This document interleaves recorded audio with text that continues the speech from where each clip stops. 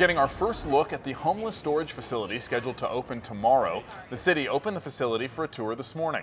New at 5:30, 10 News reporter Laura Acevedo spoke to neighbors who are still upset that this is going up in their neighborhood. The storage bins are going to be stored on these racks, and this is what they look like: 45 gallons of storage space for 500 homeless.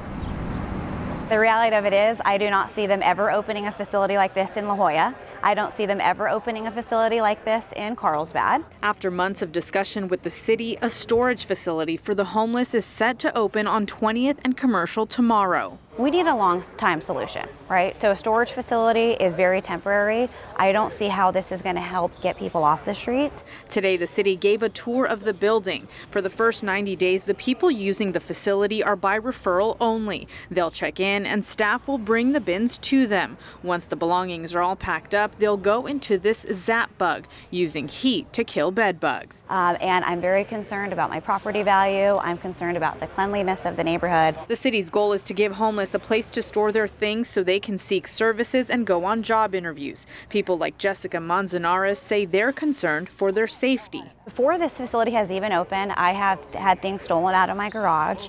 There's constantly trash in my front yard.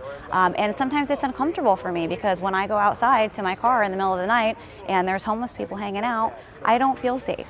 But the city says they have compromised with the community. The original number of bins was 1,000. City Council, in response to the community's concerns and their feedback, reduced the total number of bins to 500. It'll cost approximately $1.4 million to operate, but right now they'll only use these racks, leaving most of the facility empty. I think that it's a little bit concerning that the city is paying the rent for this entire storage facility. I think it's 20,000 square foot.